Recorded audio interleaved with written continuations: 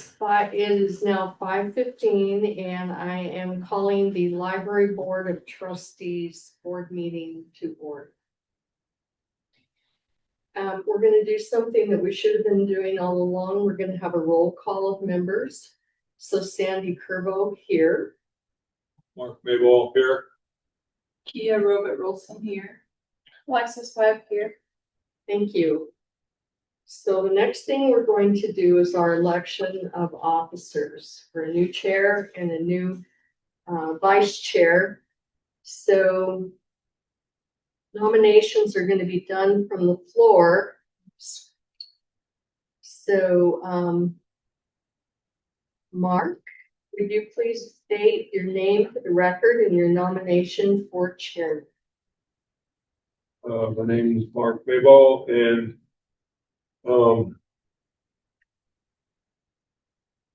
I'm honestly kind of torn. All you guys are the same to me. You really honestly are. So I know that sounds like I'm backing out, but that's exactly how I feel. So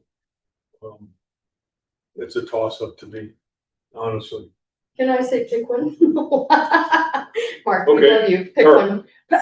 Her? Yes. Who's her? Who are you nominating? Hmm? Who's her? For the She's sitting record. right For there. the record. Oh, Kia. yeah. Okay. Okay, thank you. All right. For the record, state your name and who are you nominating, please? Kia Robert Wilson.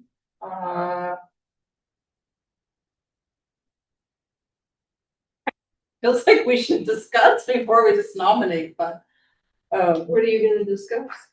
We all, I don't know. Does anybody have a strong desire to step up into the chair role?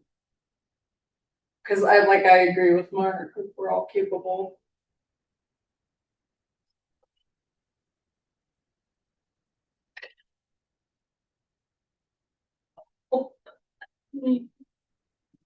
It's okay.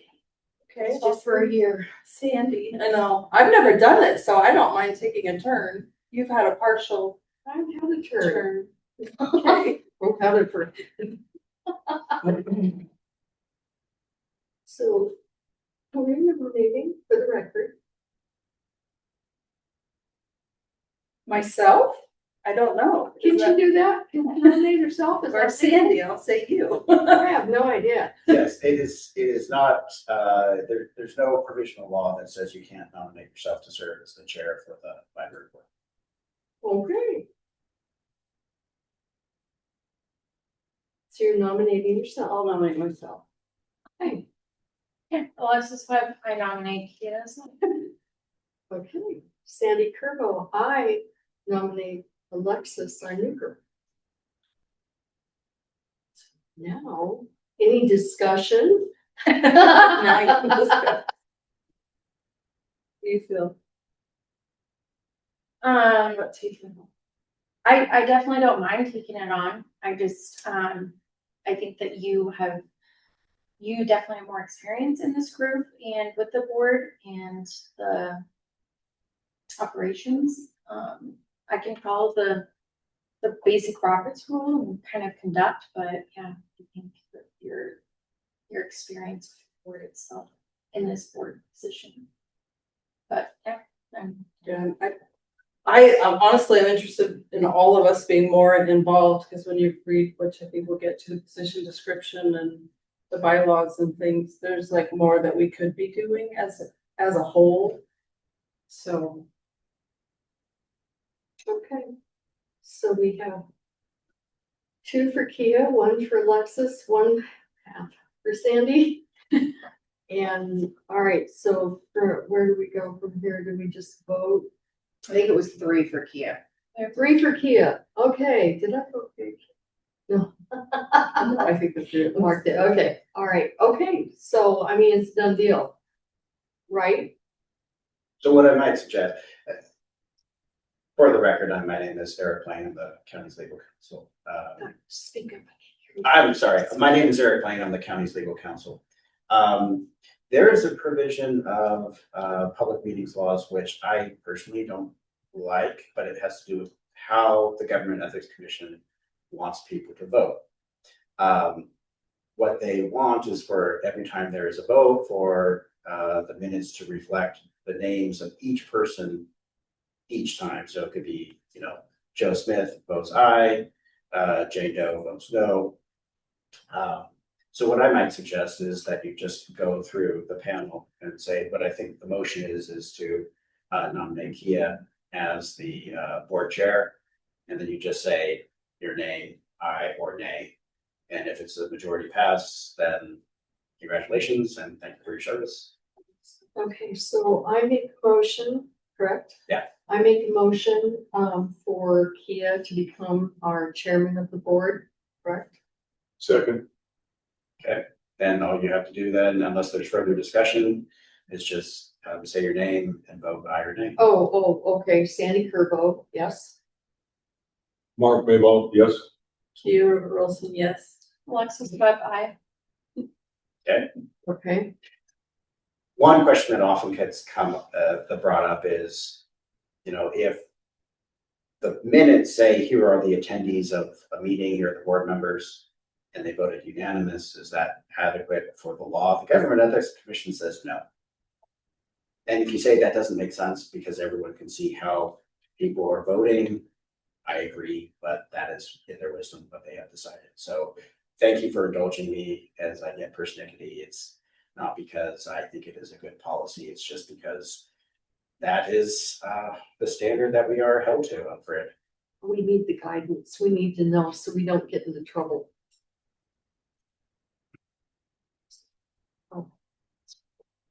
Didn't say that out loud. Congratulations, Kia. Oh, and not amongst us here, I didn't mean that. Never mind, Mark. And then the same thing with the vice. For the Vice chair. Same idea, yeah. So what you might just do is start the discussion about if there's anyone who wants to volunteer or nominate themselves. And then a motion to nominate person X, second, and then a vote. Okay, so do we have any discussion about who would be interested in the position of vice chair? Would be interested in vice chair. There you go. I, Alexis Webb, would be interested in. Yes. I'm just saying our own names. Yes. Sorry, I appreciate where you're coming from there, because I watched a lot of board meetings with another entity, and yeah, I understand the formalization being held at the state. So. Any decision? Any more? Any other discussion? So can I nominate? Well, Alexis Webb as let the me vice just, I chair. want to just say my discussion part. I think it's great when you start, when you're new and you will be the vice chair to kind of learn your way. Because then if the chairman quits and you suddenly are the chair, that's what happened to me. It's like, okay, where am I to?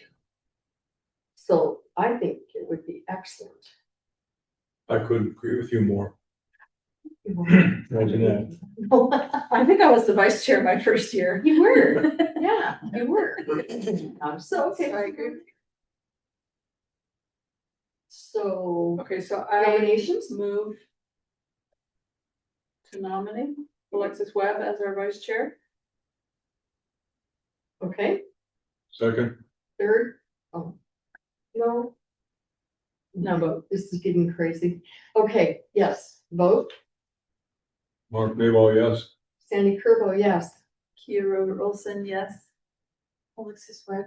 I Aye. accept. I accept. I said Alexis Webb, I accept. Right. Oh, we have to be serious. Okay. We're done with that.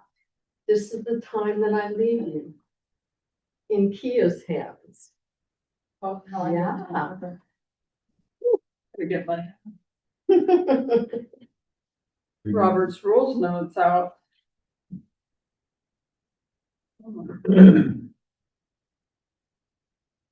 Okay. So we are called to order. Do we have any additions or deletions from the agenda?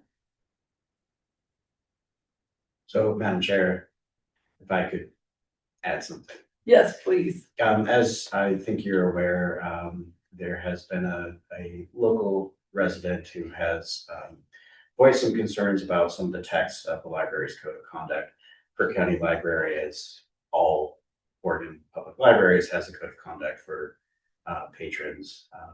This is to help manage behaviors, and rarely do we actually have to implement it, but every once in a while there will be someone who can't regulate their behavior, and it's helpful to have a piece of paper that says this is why what you're doing is wrong. The particular concerns involve statements regarding the conditions under which this individual or any individual would be able to videotape or photograph people in the library, and about concerns about the definitions of what constitutes misconduct.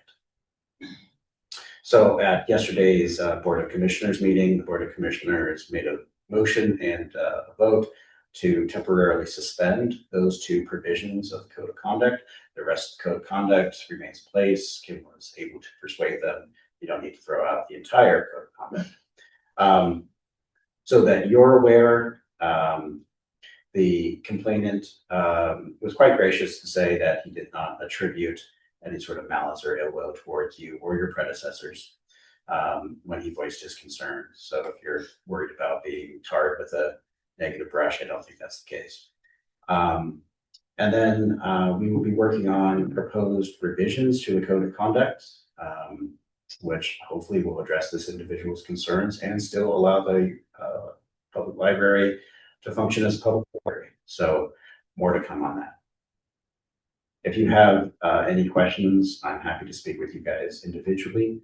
I don't know if I have, I think I do, some business cards, so I will spread this out. And of course, Kim has my contact information as well. So like I said, please reach out to me and I have to talk to you guys.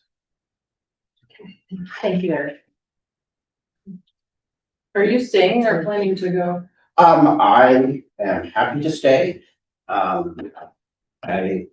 don't know if I have a lot to contribute, but if you think I might be helpful. Well, just like looking at our position description. Mhm. Oh, sorry.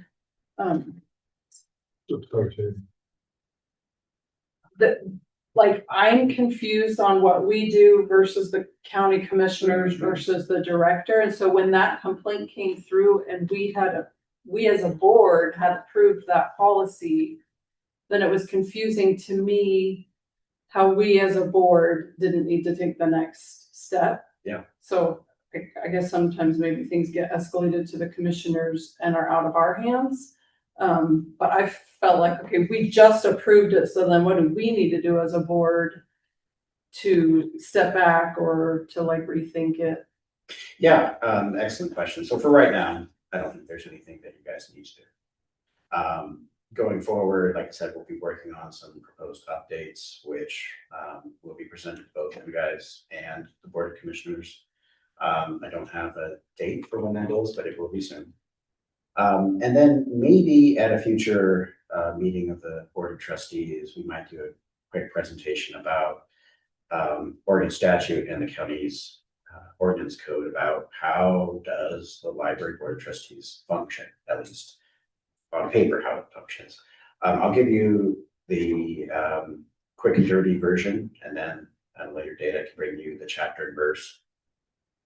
The Board of Commissioners are responsible for the management of personnel, but it particularly as regards to personnel that work at the library, they want to get the board's feedback. This is especially true with the library director. So if you think Kim is doing a great job, they want to hear that. The Library Board of Trustees has been empowered to have the primary responsibility for coming up with the rules for collections, resources, activities, management of the physical space of the library. But the board, under both statute and the county code, have reserved themselves the ability to override decisions.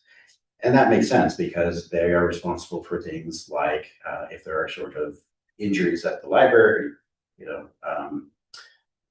if there are, budget concerns about hours of operation, that is something which by law they have to manage, so it makes sense that they would have that ability to say, we're not ignoring you, but here is why we are, making ultimately a different decision.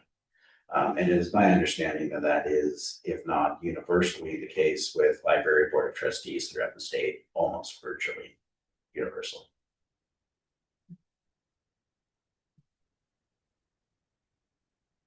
Okay, thank you. Did I answer your question?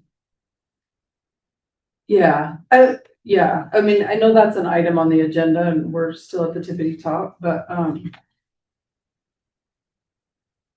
we have not for quite some time been doing the things that the job description says we do.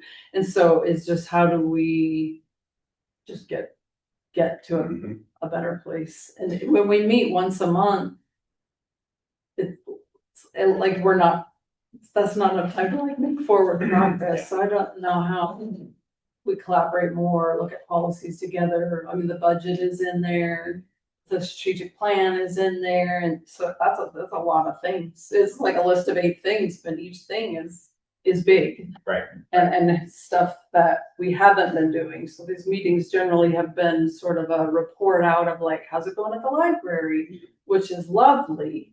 But the position description and the bylaws go way further beyond that. Yeah, yeah. And so then that starts to touch into like, well, what do the commissioners do and what do we do? And are we all like, do we know each other? Are we working together? Are we aligned? Yeah, and it's unfortunately not uncommon for that sort of disconnect to develop, particularly if there have not been problems for a great many years. Well, the way terms work, Right. they have their term limits, we have our term limits, so it's never like the same Right. group of people for very long. Right, right. So that might be something that we address, you know, again, at a future meeting where we can quote chapter and verse. You guys can devote the specific time to, you know, first discussing what is there on paper, then discussing what potential changes might need to be made to conform to how you have actually been operating. Particularly if how you've been operating has been working out for you guys.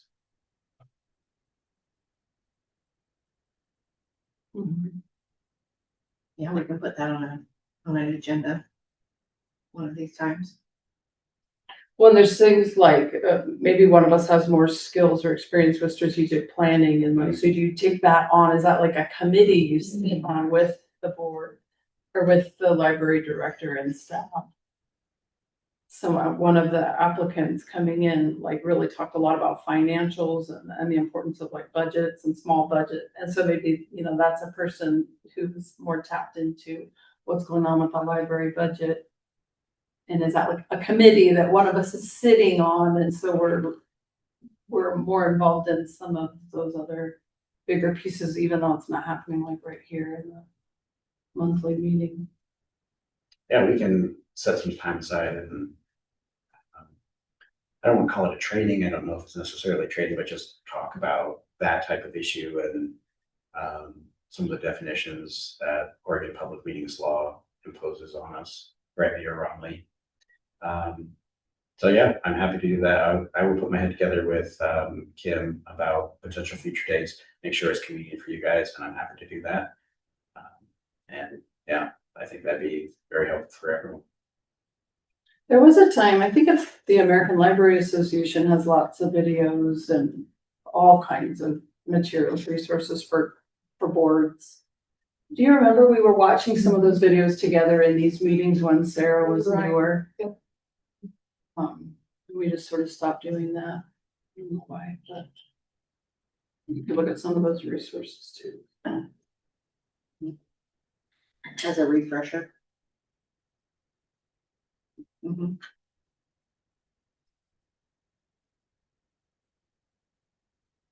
So that was additions and deletions from the agenda.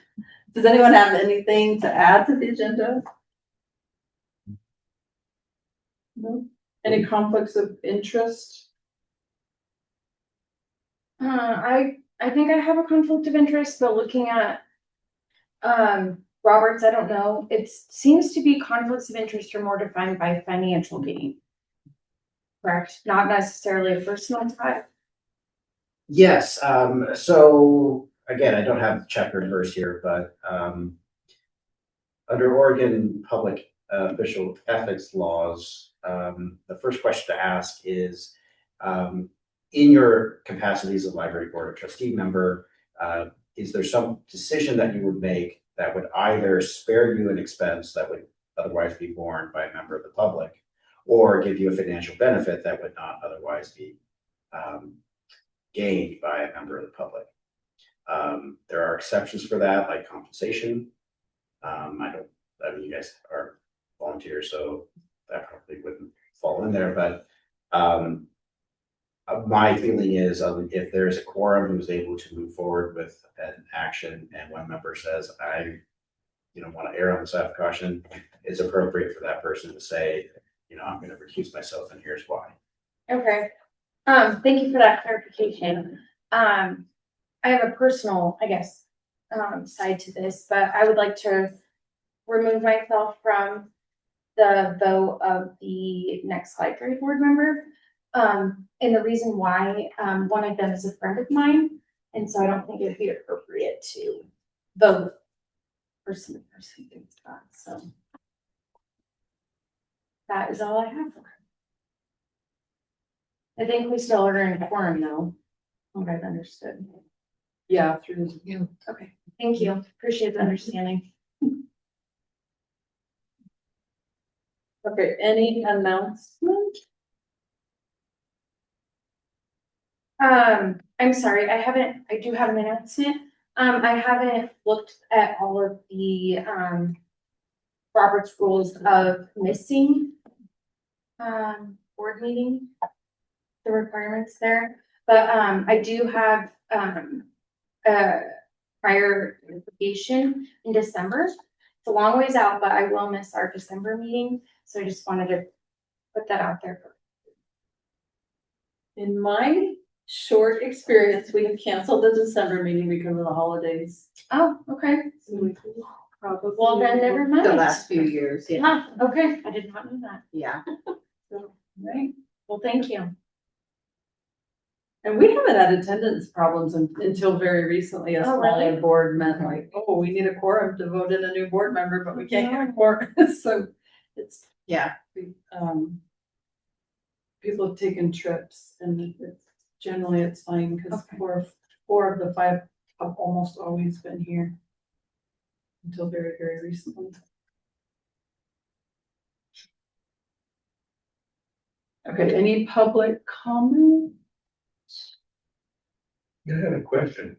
Sure. You talked about the committee type meetings, which I think is a good idea, but my question is, how does that fall under public meeting requirements, whatever? Can the board members have a meeting by themselves to discuss the ins and outs of a particular type of thorny issue without having a public meeting? The answer to that question is definitely maybe. There are circumstances in which a subcommittee of a larger group are themselves subject to the public meetings laws, and then there is a set of circumstances when they wouldn't be. So that can be something that we talk about at some future training, because the rules aren't intuitive. There are a lot of exceptions and exceptions to the exceptions. It's a very good question. And I was thinking, like, if you're having a staff meeting, what's on your agenda? Is it strategic planning? And then does someone from the board show up to the staff meeting? So I don't know if staff meetings are public meetings. I don't know how all that works, but No, that was kind of what you all are the experts. You know what's going on, what needs to happen. I don't think our staff meetings are public. The staff meetings are not public. Yeah. Again, there might be exceptions to those general rules.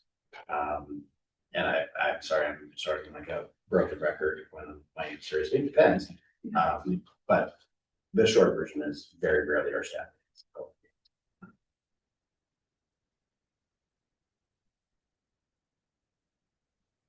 Okay, then we need to approve the minutes. We have them in here. from the June 11th meeting. Yes. Page 1.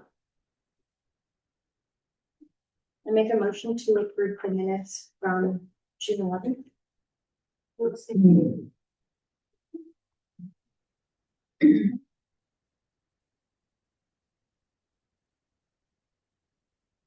Okay, and no correction, so approved as they stand.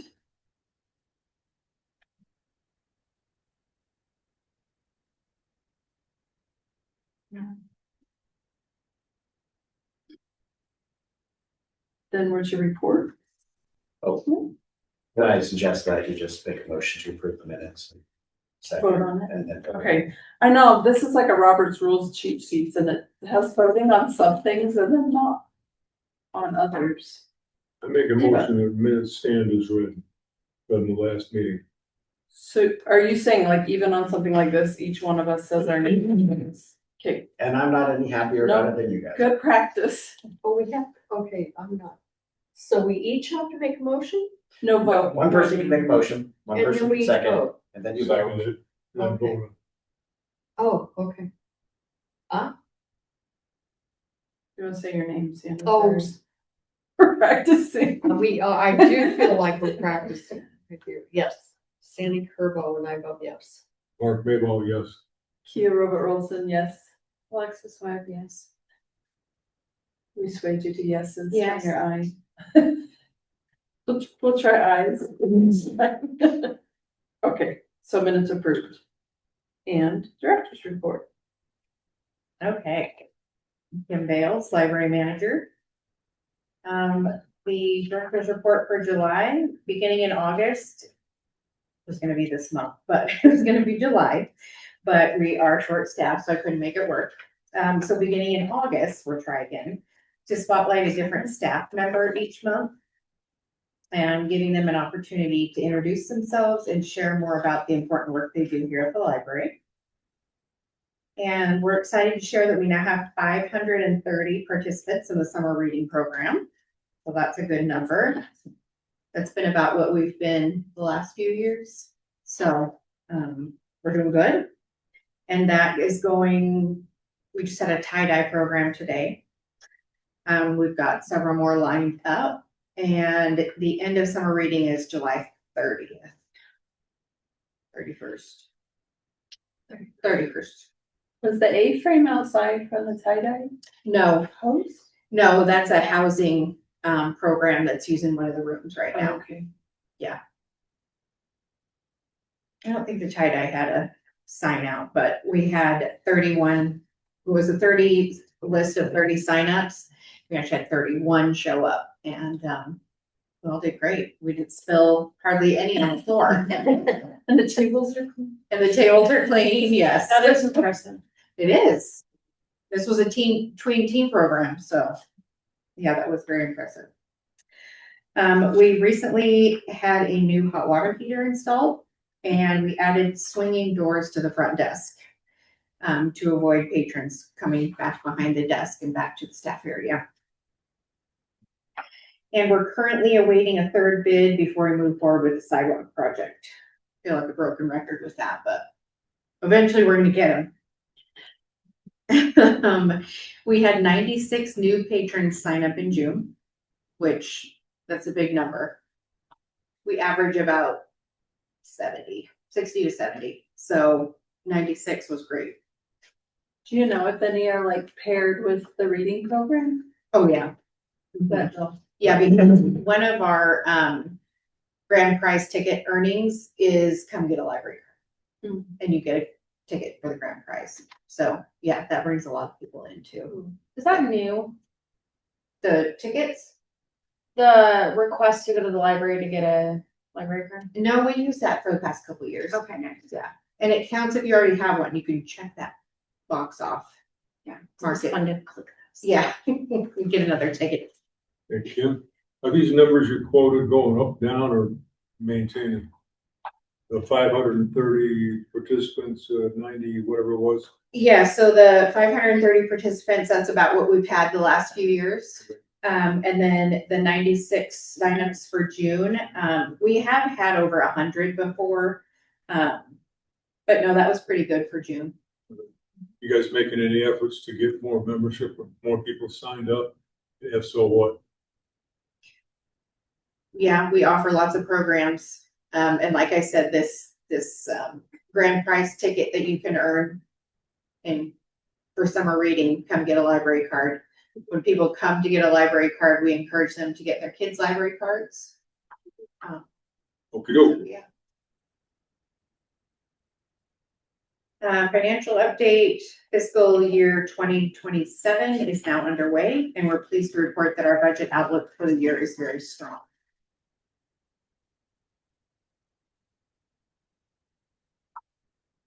Well, I have it. Have you seen any snags in that budget of concern? Nope. Right, It looks good. okay. As far as old business goes on that, I believe it was brought up at the last meeting to get, an updated document from FY 2027 of what was approved by the commissioner. I didn't see it in the agenda packet. Is that something that? Oh, the approved budget, did I miss doing? I had it as an outstanding item. You emailed, but it was like the 185 page county. Oh, yeah, it was right? the approved budget, yeah. So you made. Did you get Oh, that? I wasn't. I don't think I was in the email. Okay, Must have been, thank you. okay, I will get that to you, Alexis. Thank you.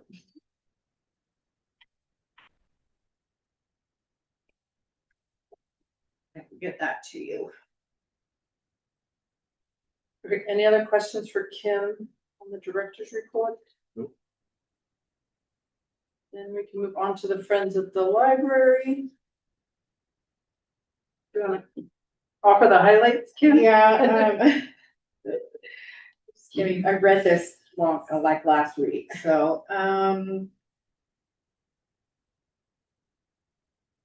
they put a kid's cart in the library with kids' books on it, and that's doing really well. We have a lot of books going off that cart. Yeah, and all the books on there are $1 or less, whatever they're marked. Some are 25 cents, so.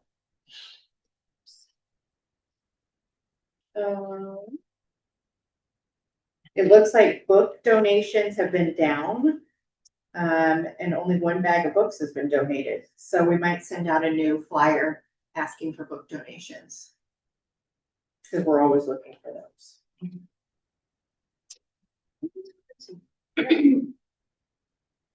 Looks like they got one new volunteer.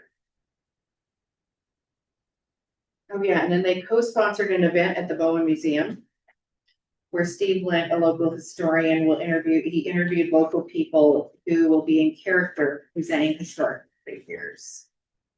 Approximately 95 people came. That's great. Wow, that was awesome. I was planning on the event.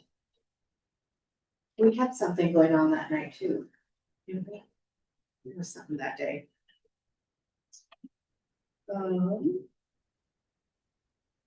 And then on July 5th, we had Carrie Gordon, part of the Friends of the Library, meet us down at the wetlands, and she read a book and talked about Old Rock That Is Not Born. Talked about rocks. So that was well attended too. Yeah. Is that the first time attending at the wetlands? Okay, cool. Yeah. Renee, last year did a story walk at the wetlands where, we got a book and then chopped it up and then placed it all throughout the wetlands. So you read the story as you went. Yeah. So that was really cool. We're hoping to do that again. Chopped it up. I know, right? Cut it up. Kim, was it fairly well attended? The wetlands program? Yeah. Mhm. Okay. It's a great spot. Yeah, and it was nice and cool. It was still 9 a.m, so it was nice and cool. And that looks like about it.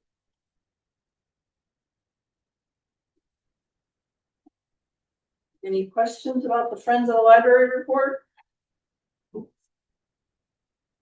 No. Okay, financials, statistics review. You know what? I didn't have to find the info. Is it an email? Hope so.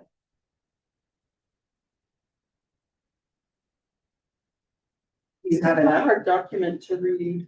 It is, it's very small. And it's always like 3 months away. Yes. It might not have been ready yet because of the end of the year. I don't see. Is that bad that I forgot that? I think you're exactly right, that it's the beginning of the fiscal year, budget has rolled over. So, It might not have been ready and that's why it wasn't. so it can just be added to the agenda for next month and say, here's July and August. Yeah, I didn't see it. Okay. I might have looked and then didn't see it and we forgot to put that on there. Does that get posted on the Crook County website? I don't think so. I don't know if it's posted, but It's available if Right, they, if if you somebody request asks for it, it, yeah. Oh, I for one never forget to add something to the agenda, so. Okay, good. Yeah. I just always have that financial page in there, but it might not have been ready. It's been a month. Okay, so then to continuing business, Board of Trustee nominations, so we have 2 applications to look at. I was a little disappointed that some of our prior people didn't try again, but we do have 2 very good candidates here. So do we want to just take turns like we did for chair, like making a recommendation and see where we're at? You can start over here so that you're not always the. She recused. Oh, you recused yourself. Yes. So, I thought they both looked great. I lean towards Timothy Kirkman mainly because of he highlighted some of the budget and finance pieces, which I'm not sure that any of us at this time have a background. Are you finance? Am I finance? Yeah, What are you talking about? like your past life. Have you done finance? I was a diver in the military and I blew things up. And then I ended in the operating room and I cut people up. So, you know, no, answer your question. Thank you for supporting my point. So what's your point? So I would lean toward Timothy as my first choice because just of the references to finances and working with smaller budgets, and I think it would be helpful to have some of that knowledge on board. I think that Timothy Kirkman is hands down candidate, or the best of the 2. What caught my teacher in our local schools. This guy is invested in kids just by virtue of his job, period. And if he wants to come up here and help out, I can see those 2 dovetailing real easy. So not to besmirch the other person, but you know, I think he stands out up high above. So that's my vote. He has my vote too, and it was the finances that stood out to me, and the fact that he's a teacher, so he cares about reading. And I just think he's a stronger candidate. Yeah, I've got other reasons, but I'd like to see him on board. Oh, sorry, the pun. So does anybody want to make a motion? I'll make a motion, we accept Timothy Kirkman as the next member of the board. And I second. Okay, and then can we do a vote, starting with Sandy? Did we vote? Oh, sorry. I vote. So your name? Sandy Curto votes yes. Mark Mayall votes yes. Kia Robertson, aye. So now that will be our recommendation to the county commissioners, and then we'll hear more from you and through them. Yep, I will take that to the Board of Commissioners for Timothy. Thank you. Are we learning? We're growing? We're gonna get to. It's an art, not a science practice. And we'll have reflected the minutes that Ms. Webb has accused herself on that vote, so. Yeah, we'll just make sure that that gets that written. So do we vote aye or yes? What do you want? Aye or yes? They mean the same. So they mean the same. Well, that's what I thought, but I want to be like everybody else. Robert will say Don't aye wanna and be nay. left out. Robert's Aye, or aye and nay. I'll say aye. Well, I may say nay. Yeah. Whatever your little heart desires. Nay. Oh, Okay, so new business, Oregon government ethics law. That was in our packet, I assume to review. There was some updates to it. Okay. Eric can probably tell you which ones it was, but I just thought it would be a good refresher to put that in there. Look that over. I personally get to take an annual training. You work for the state too. You get to take Yes. an annual training. We do. Yeah. But it's just good to have that documentation to look. Yeah, thank you for that. Yeah, and it's easy as a volunteer to not think of yourself as like a representative of this county or the state. But a reminder.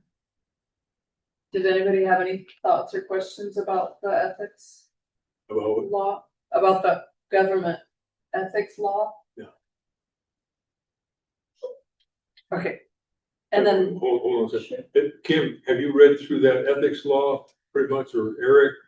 Any comments about any snags that, kind of like way out there? So I'll let Kim pipe up if she has her own thoughts. The manual is published by the Oregon Government Ethics Commission, which has the responsibility to apply these rules. And it's helpful to see how they interpret these provisions. Speaking for myself, there are frequently times when I have to go recourse to the manual because I'm thinking to myself, I'm not 100% certain the best way to manage this is. So, I live and breathe this, and if I have to check the manual, that should mean that you guys shouldn't have any heartburn about doing so yourselves. The manual will describe things like nepotism and rules in which you can employ relatives, conflicts of interest. So when that is an issue and when it's perfectly acceptable. Gifts.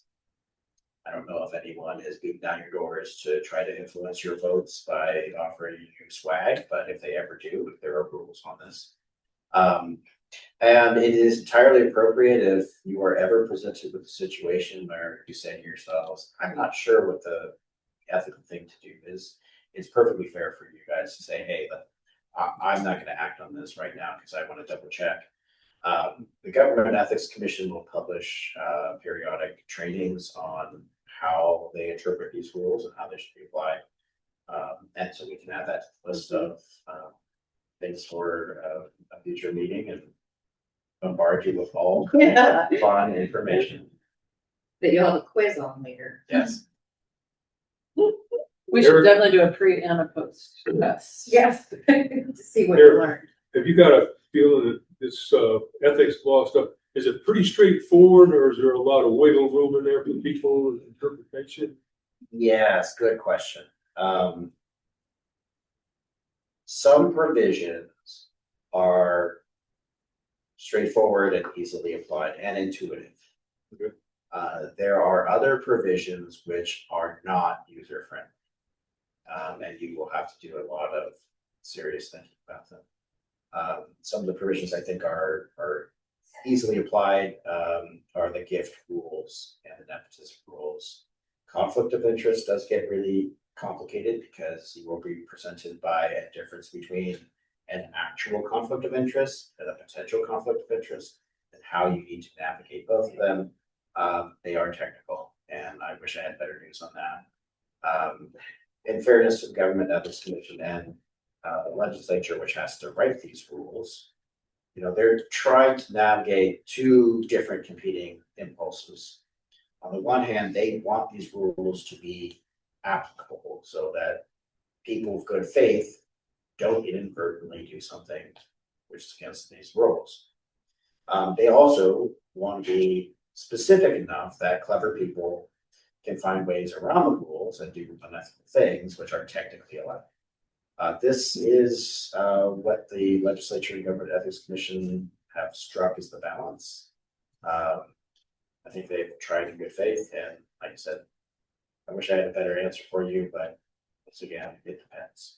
It's an answer. So I guess my only concern is about 3 years ago, there's a real big stink about books in the library that, as far as I'm concerned, got blown way out of whack by certain people, and I'll just leave it at that. Do you see anything in there that could lead us down that road at all? Yes. So these rules, I don't think, have any interplay with that situation. So what I remember from that situation is that there were members of the public who had strong feelings about the inclusion of certain materials in the library's catalog and their placement within particular areas within the library. There were other people who had strong feelings about the first group's strong feelings, and as you mentioned, it was an item of controversy.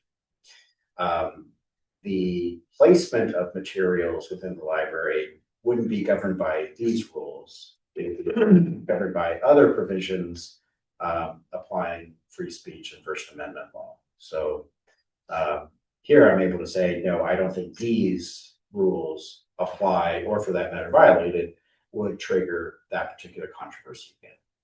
I'm not talking about that particular area of concern for these people, but is there any other areas where people could really go off on a tangent and get blown up and forget about the placement of books? Is there anything else? I don't know, finance, budget, you know better than I do probably. Let me choose my words carefully.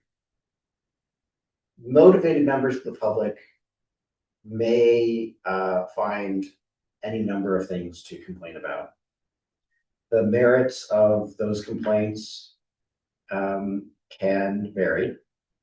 Sometimes you will say, yes, oh my gosh, we've done something wrong. We've been doing it wrong for years. We've got to straighten up and correct that.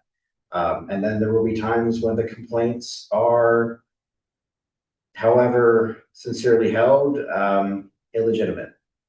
So you mentioned the strategic plan, you mentioned finances, you know, obviously the management of taxpayer resources is very important. Regarding other portions of management, you know, the Board of Commissioners are the employers for the library staff. So I think that particular salient, if there's going to be controversy on that, it would not go to the board. It would probably go to the board of trustees versus going to the board of. Do you act as kind of like a filter for some of this stuff that's like, yeah, the Bermuda Triangle has moved to Prineville, which is like way out, or some, as opposed to some things that, you know, are really legitimate? Yeah, so in my capacity as an attorney representing the entity of the county, there will be times when I will be directly involved in examining some of those type of issues. We try, to the extent of staffing and available time, to be prophylactic and prevent issues from arising. Sometimes that doesn't happen, and you know, we have problems. And as we mentioned, sometimes the complaints are legitimate and there are ways that could be improved. And sometimes there are times you go to court and fight. So that would be something that my office would be involved in. And if we ever get to that point, then we'll probably have another presentation in front of the board. You see anything coming down the pipe? That is a very dangerous question for an attorney. I would answer that I do not have a crystal Okay, ball. well, close the door, yeah. Yeah. So Let me think if I can, guesstimate some potentials, that are, in the spirit of that, question. And then if there are times, to provide confidential legal advice, the Board of Trustees can convene into what's called an executive session. You're probably familiar with it. And that will allow for some frank, disclosures, which would be protected by the attorney-client privilege. Well, if, like, you see a problem, is it your responsibility to keep us informed of, where this process start, like, for Bermuda's Triangle, and you telling us that all this wacko stuff came and you just blew it off because it was ridiculous, or, yeah, this is a legitimate concern that, we as a board need to stay ahead of? Yeah, it will depend. So, obviously, if we see a problem arising that needs to be headed off, or else there's going to be some sort of significant legal controversy, to the extent that is applicable with available resources, we certainly try to do that. Okay, thank you. Unfortunately, try as we might, we are a very small shop. We have one attorney and one staff member. I don't know if you've met my colleague Alex. She's wonderful. And so it is often the case that we do not have the bandwidth on particular projects, in which case we have a small allocation in our budget. We hire outside counsel, which I think is part of what happened, that controversy a few years ago. Yeah, okay. All righty, thanks so much. I know that's an awful lot of words. Pardon? I said that's an awful lot of words, and I appreciate your indulgence. I am one of those type of people who will never say 2 words when 10 will do. You didn't know that was designated as a hot seat when you came in. I didn't know. You might want to move over a couple. I should have. You don't label the hot seat. Right? It's your here. Okay, so the next item of new business is the Board of Trustees job description. At the very end. Yeah, very loud and take it. Oh my goodness.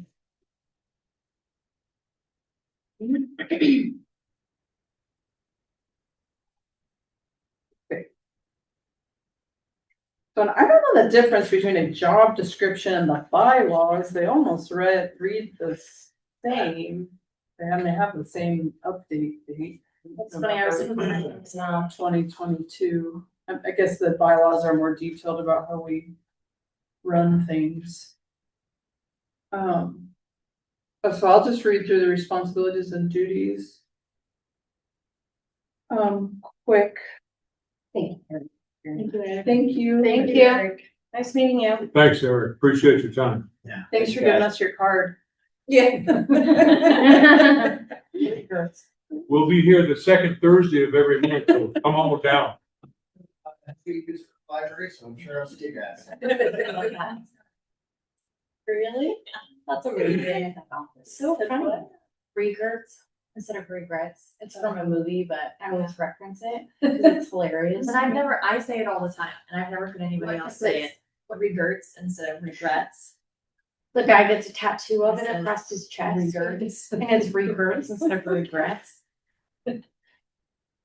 I'm a spelling fiend too, so it's kind of ironic.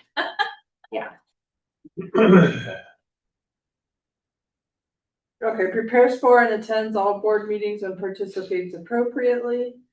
Adopts written policies to govern operation of the library and reviews and updates them on a regular basis. So I'd like to start doing that. Our policy updates, Yeah. but then obviously run them by legal first. You know, I know, and as I going through each of these, like all of us, it's like so time consuming for all of us to be involved in all of the things, but I don't know if we do just sort of designate point people for certain things. Because, well, go ahead. Sorry, speaking of the policy updates, I didn't see anything that just like described when the policies are supposed to be updated? Like, what's your guys' cycle? There isn't one right now. So, but I would like to start doing that on a regular basis. We do have quite a few policies and it's been a while since they've been updated. We did the exhibits policy, the meeting room policy, and then now the code of conduct, which is in question right now. So, but there are quite a few more that I'd like to, on a regular basis, update. Okay. Yeah. I think most of them are 2022 or 2020.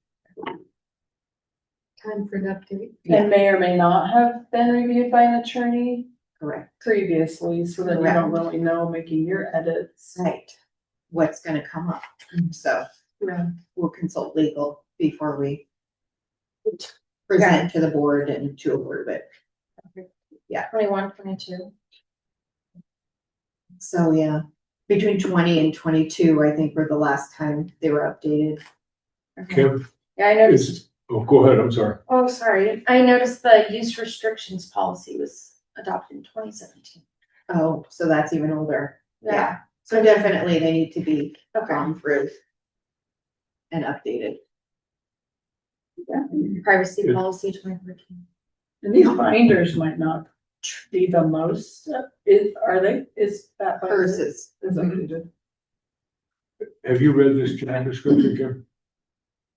yeah, when I printed it out, I looked through it. Okay, is there anything in there that you think, is a problem or anything to be added in there that would help you guys along, help us do our job better? Anything that just kind of doesn't really make sense on the way you guys operate on a day-to-day basis? Anything at all? Not that I can see, right at the moment, like I said, I scanned through it. If you don't mind me speaking, the reason I wanted to read it as a group is that we're not doing these things. The three of us have been on this board for 3 years. And not to the fault of anyone, but just like learning and improving and, aligning with what the policies say. It says participates in the development and adopts the strategic plan. So we did engage in the strategic plan with the previous director. Assists in the development, approves the budget. Like, Everything you do with no, that? we haven't been involved in the budget. So most of these things from the prior director and from Kim, we've just sort of been getting updates about all this stuff. And this reads like we as a collective play a more active role in a lot of these things. We could probably go line by line with the budget and I try to explain why the amounts that are in each fund go to that fund. Well, like how, I mean, it seems like the county is doing the budget for each. Well, each department head sends, the numbers. And then we go through with the budget committee and the board of commissioners. We go line by line to make sure that we're staying where we need to be and so, and those, all those meetings are public. So anybody can attend those meetings. So does that mean like as you're pulling your numbers together, like we're talking about it and then you take it? Or does that mean like one of us goes with you when you take it? That's what I was I don't wondering. know If what there's these things look like. there's supposed to be a board member representative, or if that would help in the process. No, it does. One of these is to support the library at the budget committee meetings. Represent, yeah, Right. the fourth one. So, I mean, you definitely can, for sure. And then it like reviews monthly financial statements. Which I is mean, what they I are send part of you. the packet. Yeah, yeah. And I mean, we can update this job description.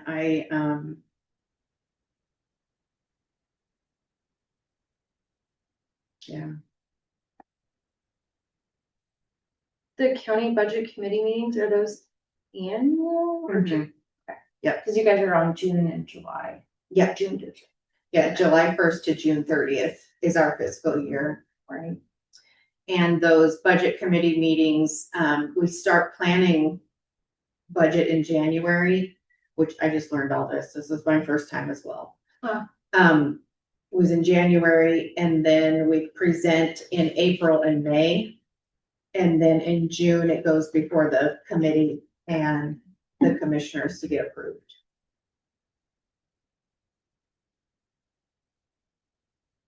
So, yeah, it's important to say that I am learning all of this as well. I've not done any of this before, so I'm kind of learning as I go.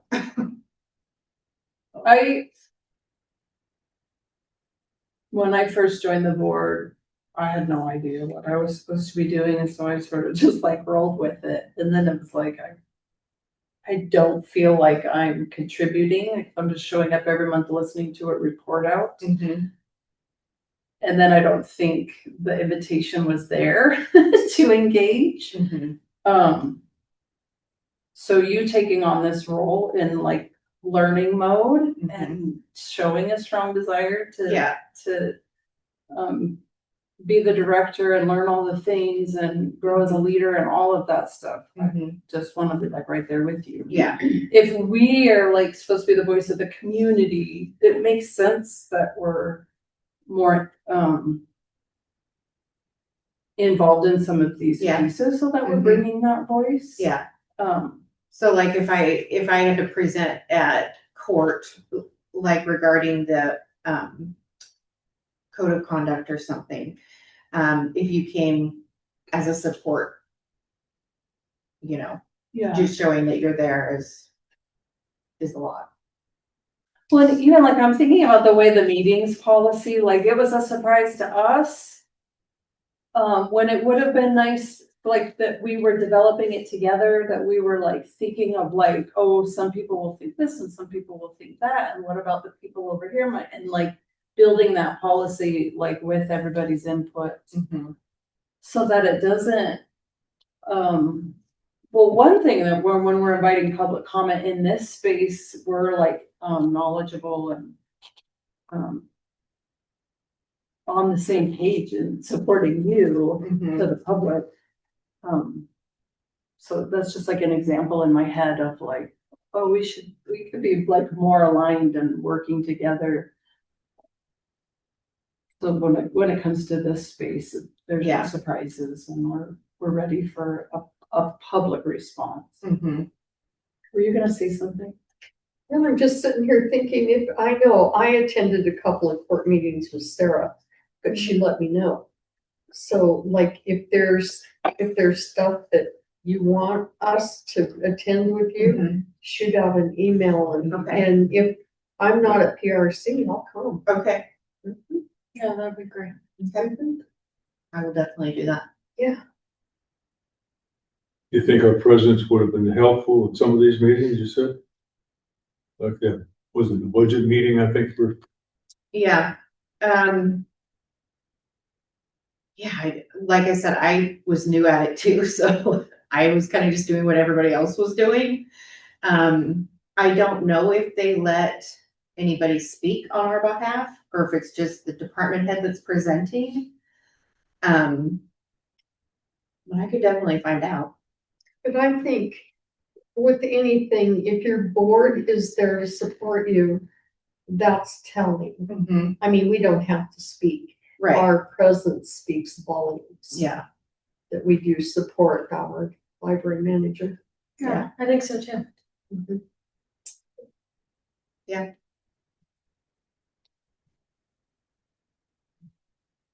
And I'm no good with numbers, and so I would never want to say anything in a finance meeting. Remember, I wanted the colored pie so I could see what big a slice was. I'll nerd out with you on that. And I was curious about sorry, are we gonna go line by line? Should I just wait? I think we can, because it's like, how do we move forward better, right? Like, we have this space tonight, and then we don't get together for another month, so I don't know. Yeah, that sounds good to me. I'm new, so I'm eager to dive in.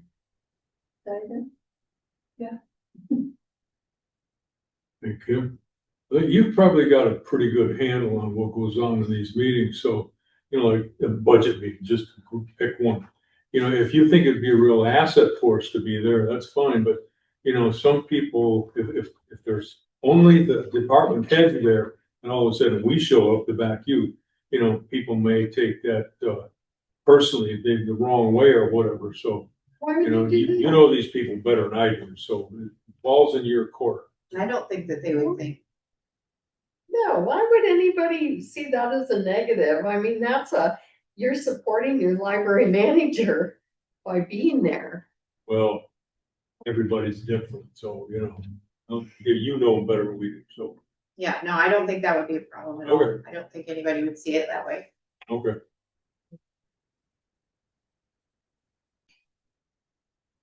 Do we want to start with first? Yes, I make a motion to start with. Do you wanna talk more about prepares for and attends all board meetings? Well, if you're just going line by line. That we, Yeah, so the agenda, the chair and library director, from my understanding, come up with the agenda? Or is that just presented by you? It's always been just the director comes up with the agenda. Okay.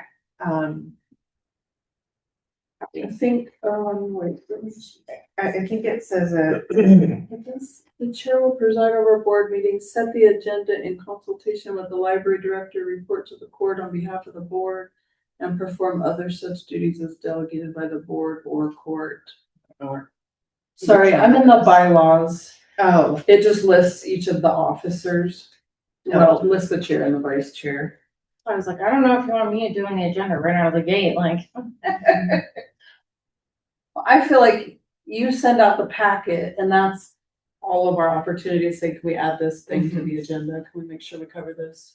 Can I just say one thing? Yeah. These meetings are also an opportunity for the board to add things to the agenda. So if you, whoever says, I think we need to discuss project X, and it's not currently on the agenda, we can make a motion to have it added to the next agenda. Okay. And you usually send out the agenda and then a couple days later, the whole packet, so probably that few days is. Yeah. The ideal time to get it added, yeah, if we need to talk about it right away. yeah. Because I have to have the agenda and the public notice a week before. So that's usually when I'll send that out. Sometimes it's only like 3 days before, depending on what's going on down here. So, but yeah, then if you guys see something, like we just discussed all of this other stuff, so I will add that to an agenda. Probably not all of this stuff at once. Right, piecemeal it in there. Yeah, but we will get that in there. But then if anybody has suggestions, we can definitely add that. Okay, yeah, because I'm definitely I want to be more, like, obviously I don't know what I don't know, but the board meeting space to be, like task oriented or focused, I guess, not just like a, hey, what's new, see you later. Yeah. Kind of Mm-hmm. process. And the more questions you ask, I think the better. But yeah, I would like to see more of like a board purpose kind of. Like you said, like a task that we have each month. Right, get this done by the next meeting. Mm-hmm. Yeah. The first thing that came to mind was the policy. Okay, let's find the oldest policy in our little read. Did you So- find the oldest one in there? What did I say, 2014? Mhm. Was that the privacy policy? Uh-huh, Okay. I think that was the oldest one.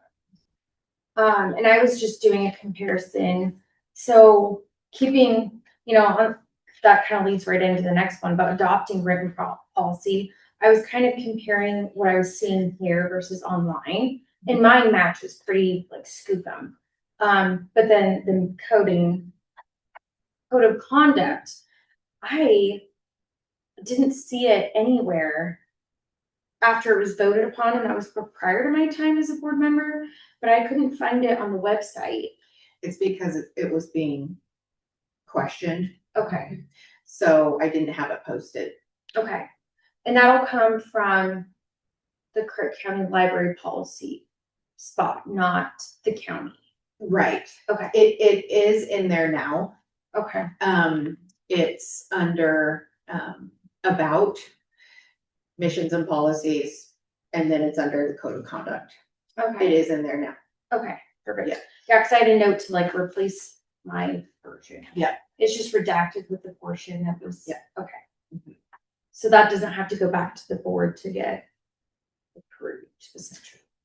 Cause it went through a different route. Correct. Okay, and back down. Yeah. And that's where the distinction of board versus commissioner. and all Yeah, it's that like comes we in. approved it, but because it got escalated, no, then now Yeah. it's their Yeah. thing, not ours. Mhm.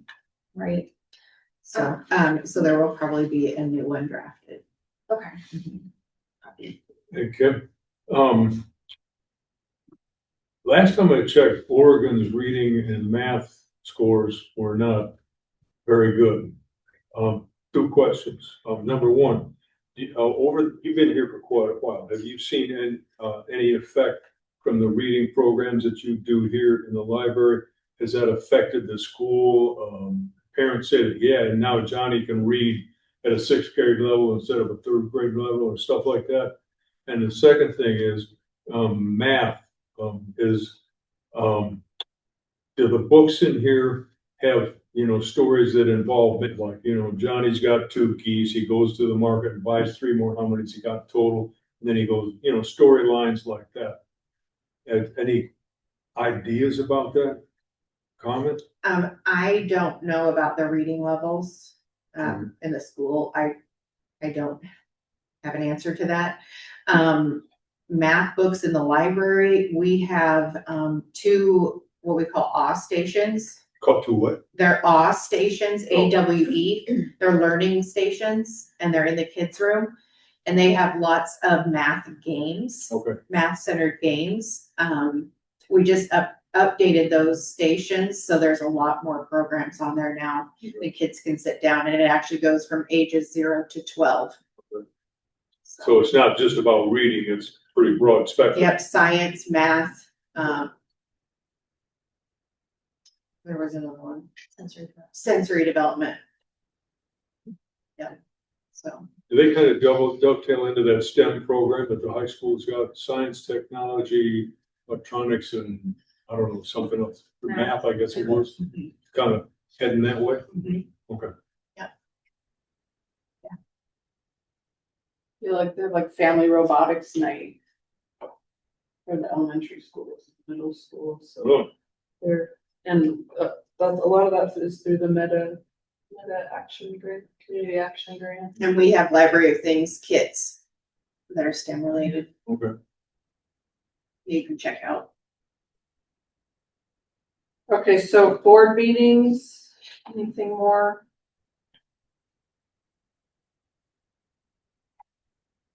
We talked about, I guess we talked about policies too, adopts written policies. So you think bringing them in this space sooner in your development or your edits, or like what? What do you mean? But the policy. Yeah, updating the policies. Yeah, if we get your input on what you think, we can get your input on your, like the privacy policy or each one that we'll do, and then we'll take it back to the staff, go through it, and then present it to you for approval or not, for discussion.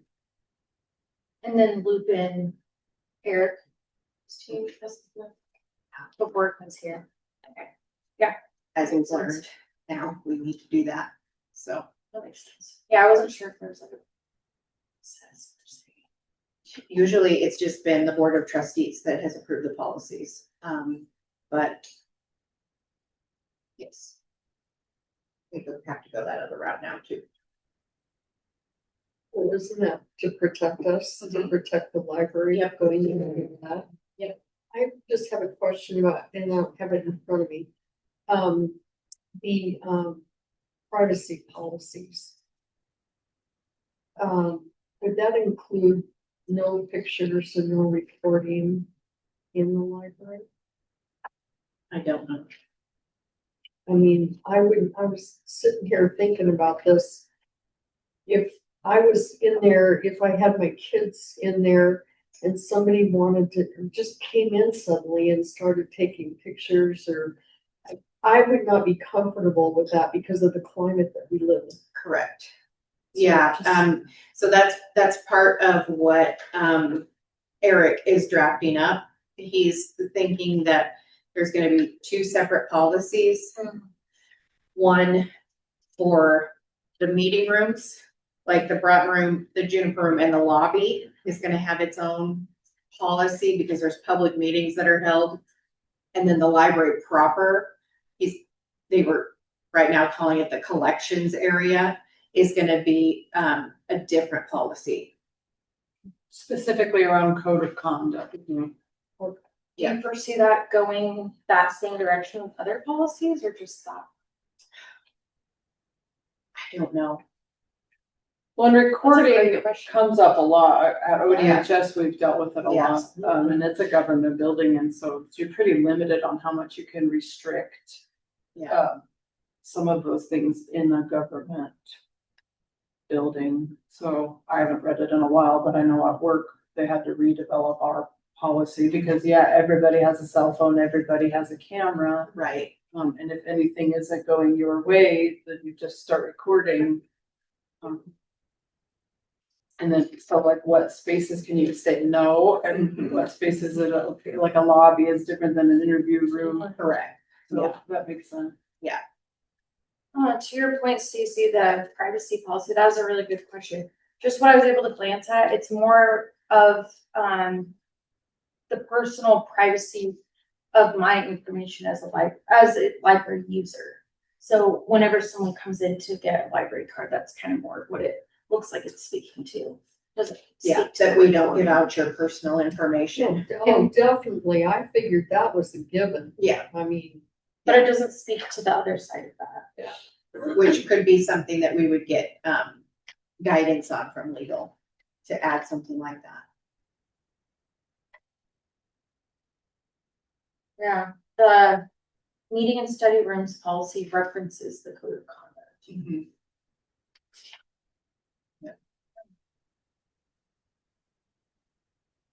Which we might end up doing. Okay. Sometimes that might just be easier. Policy is tricky like that. One thing that I want to point out too, and this isn't necessarily related to the code of conduct and the review of it, but just something that I think is helpful for the board to know, and you may already, is that we have to HIPAA protect everything for our patrons. So their names, what they check out, those types of things, that's HIPAA protected. Which is kind of part of the reason why we put that gate right there, is to prevent people from just feeling like they can just walk back there. And it's our responsibility every day to protect our patrons' privacy. And that's, you know, things like not leaving a patron's account open on your calendar where anyone can see it. Or not giving out, you know, if some John Joe Smith comes in and wants to know about Jane Doe's account, the answer is no. Even if it's a wife. Even if it's A spouse. a spouse or an adult child or anything like that, those things are HIPAA protected and we're not allowed to give out that information. So I just wanted to kind of put that out there for you guys to have in your mind as well, that we are very locked down in that way. and that's good. I understand that really well from where I work. Yeah. Thank you for that. Yeah, absolutely. It's just fun. You can meet, the thing we were taught is like neither confirm nor deny.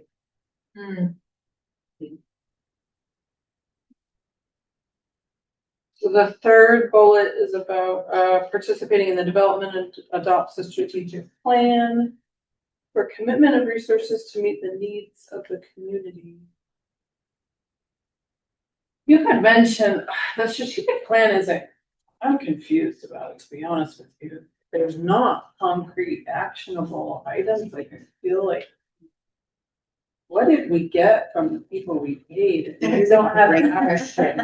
I mean, honestly, like I'd like to investigate. I'd like to reach back out to those folks and say, like, do you have the records you could share to us? Because they're gone. Because I think this was a product from Sarah, the director, versus our contractors. Do you know if that's? Actually, it was a compilation of what the contractors summed up, and she put it into a document. But yeah, if you look back at our previous strategic plans, those were all done by the staff, and they had more purpose, more tasks, more Other bullet things points. here. Yeah. And there's like, there's a newer one with red ink. Yeah. Okay, good progress and Yeah. conversations. I don't think you have that in there, Alexis. Okay. It's all really outdated because we have this. Yeah. Oh, good, I thought I was missing some. No. I can get you them though, so you can look at it. But it does. And as staff members, we weren't that involved in it. Yeah. That's like impossible. Yeah. So when you ask me about the strategic plan and that we're not really following it, it's because I don't. No, and I'm not saying you're not following enough. Like there's nothing there. Yeah. I think another really big issue today with the strategic plan is that the library that we had when that was drafted is not the library we have today. The staffing is different. Obviously, we don't have the same director anymore. The staffing is different. The budget has changed. There has been a lot of change just in the day-to-day operations of the library today that wasn't the library then. Does that make sense? Yeah. And so like that was like really, those were all really good ideas and we were moving in that direction where we were at the time. And now unfortunately, we're not in the same position we were. So that's, I think, where we all feel like a little bit like we're not doing it because we're not operating in the same library. Makes sense. So are we going to adopt a new strategic plan? I mean, is that something we need to do? Not until we had 4 years from last year. So 2029, I think, is when that, Oh, or so we 2030 have something that we're not really able to implement. change. Well, I think we could sort out what these things mean. And Yeah, then maybe we could we go can make over them that make and- sense. Yeah. For where things are at now. Yeah. And part of it is like one of the other bullets is, like staying informed about library services and programs and promoting them in the community. Like, if we don't know what this means, like it's hard for us to represent the library out in the community because we can't say like, oh yeah, we're working really hard on, increasing the number of cards outside of the city limits, or like what are the more actionable goals, so that we all like, know them. And then, Yeah. and like, I'm not trying to shame anyone for not doing, because I don't think that we need to start over because a great survey was done. Then lots of focus spaces, like we heard the community voice, and I don't know that part has changed.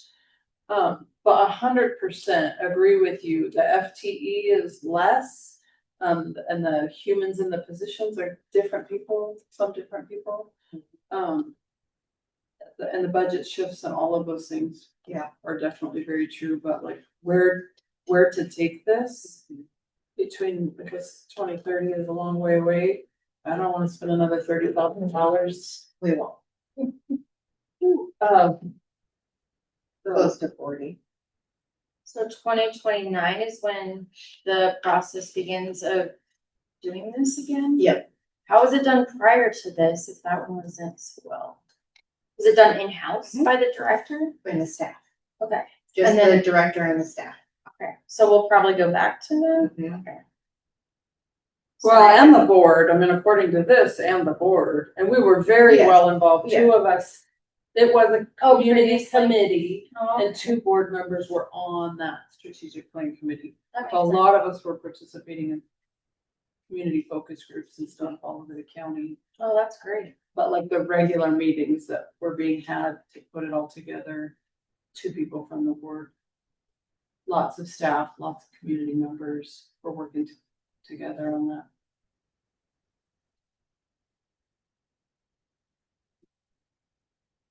Sounds great.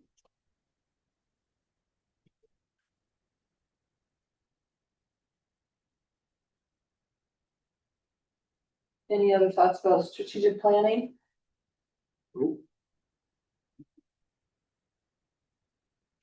Assist in development of and approves for submission an annual budget.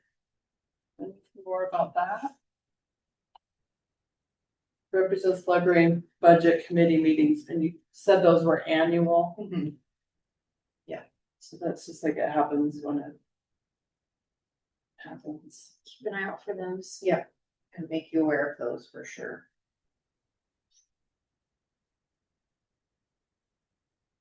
So this strategic plan right here didn't play into the building of the annual report for this FY 27?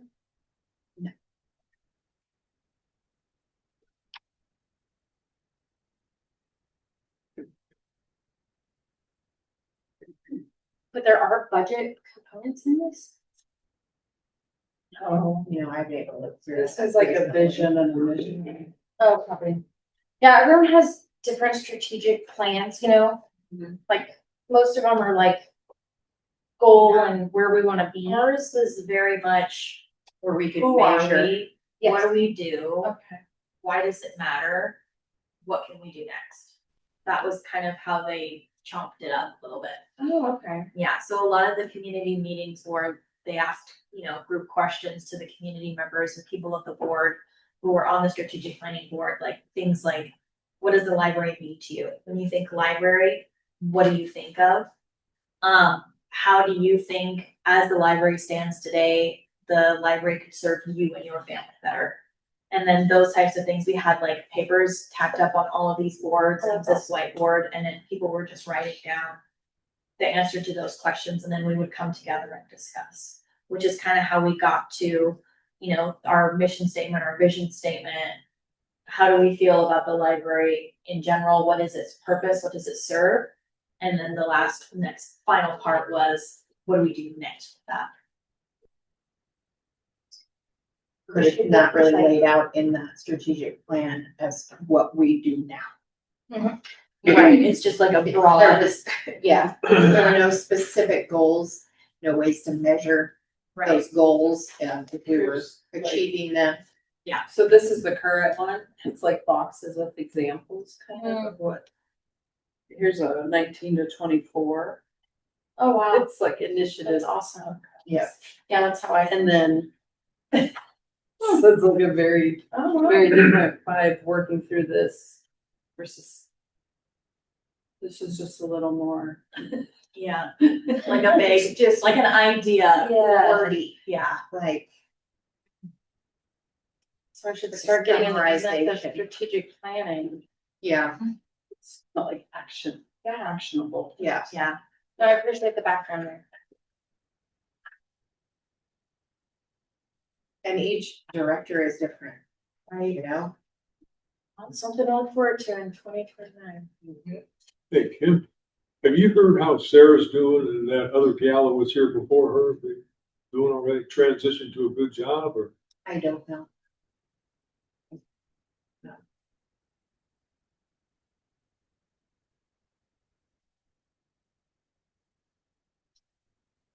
Um, Reviews monthly financial statements in context of annual budget, so we do get those. And if you want, I can go line by line on those. If you want it. Or kind of tell you what each. Like I said, what each fund is designated for, what we use the money for. Yeah, I think we generally just ask you like, what are the highlights? I don't think there's been like any There's not, surprises unless no, it's, maybe the, that big old bus. that is, Bus repairs maybe were the biggest the bus is going up, surprises. for auction. It is. Yeah, maybe. I might propose that for the next meeting, with Timothy coming on and, well, his first, will it be August? If I can get it on an agenda and the commissioners approve it, then it has to go to a consent agenda. And then he has to be sworn in. Okay, when's the next agenda for the first one? Agenda for the agenda. So, yeah, so the court sessions, they occur every Wednesday. And I have to have that in a week before to get it on the agenda. Oh, So as soon as so if I did it tomorrow, I could probably get it on, well, not this next week, but the week after on that agenda. And then the consent agendas, those are on Mondays. oh, okay. Or the following Wednesday. 2 meetings? It'll be tight, Yeah. but we could get him on for the next one. Yep. So yes, that would be good if I just kind of summarize what each line was. Yeah, Yes, please. and what it's used for, okay. I didn't see, I don't think I have an example. Well, maybe. Of the budget, the statement that I send out. Mm-hmm. Yeah, you wouldn't have it in there, it would be. They look really old school, like they were done on a like old computer. And With so cinnamon. they might be changing because we just got a new finance platform. Oh, So they might be looking different and they won't be on that dot, whatever those are, with all the holes, those. Yes, printers. it looks like it comes out of. It does. Exactly. It does come out of that. So hopefully now there are gonna be some that they're bigger and that we can read better, oh, that'll be nice. because I need a magnifying glass to look at those too. Do they compare to like historical data for that same line item? Yeah. Thank you. And like I said, each director is different, so some directors like to itemize it out more, Mm, you know. one get more- person splitters. Uh-huh. And then another, it just didn't matter, and then I got combined some. 'Cause it didn't make sense to have two different ones when they actually are for the same thing. So, yeah. I'll definitely talk about that. Okay. One piece of paper. No, I've still got room here.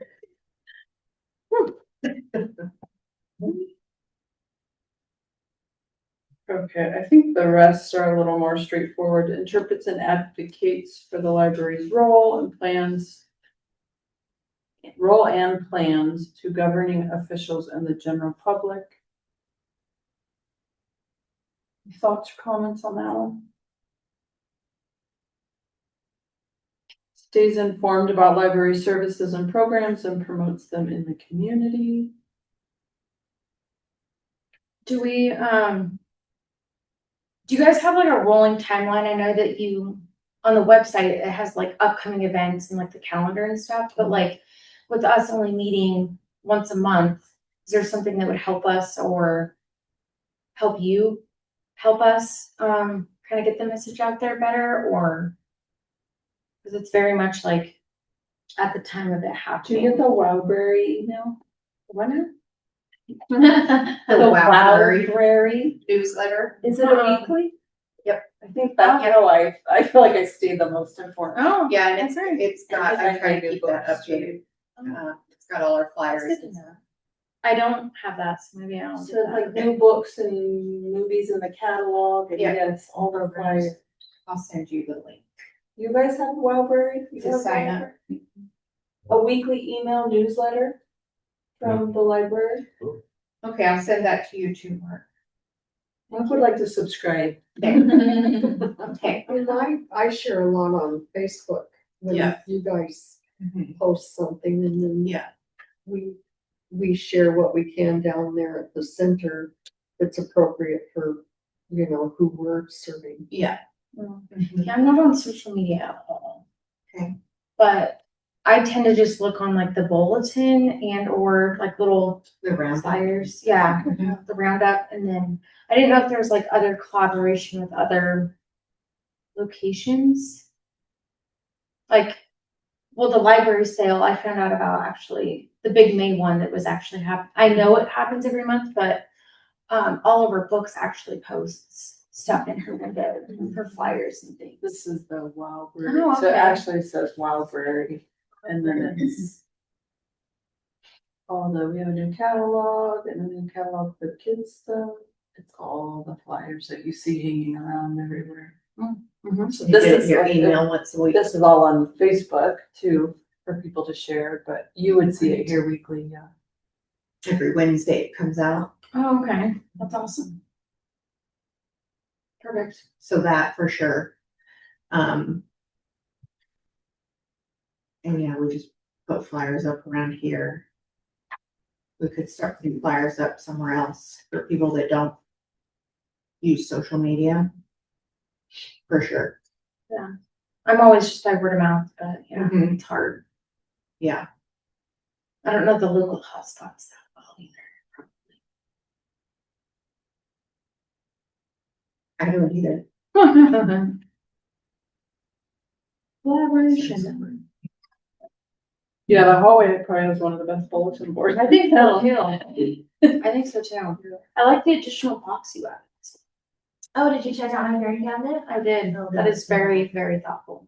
And That's the it's type. being well used. That's great. Where is it? In the hallway? Yeah. Yeah. So I started a program called the Caring Cabinet with, of course, permission from our lovely Karen.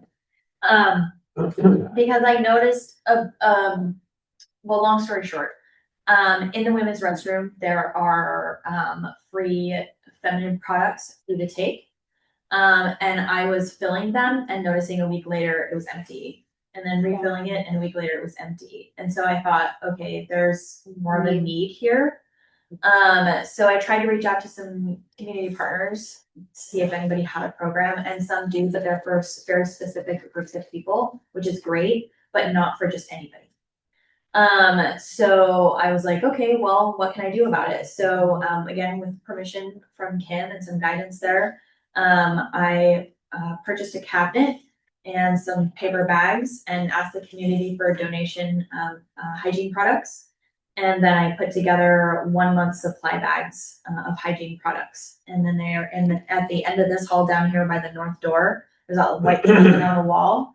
And anyone at any time can go up, open the cabinet, take a 1 month supply. And It's kind of discreet. You come in the door, open the cabinet, go, yeah, Yeah, I think that is so great. yeah, we That's like- wanted something available at, at any time, of course, the library's open, but also discreet so that people, because there's a lot of shame, I think, around even discussing, menstrual People don't cycles wanna and things like that. steal, even though they're free in the bathroom. Yeah, and people don't, and there's also that sort of shame with like financial shame and shame around those types of things, which we just need to eradicate that shame. I don't think it has a place in our world, but to make people comfortable so that they could go up at any time and take what they need.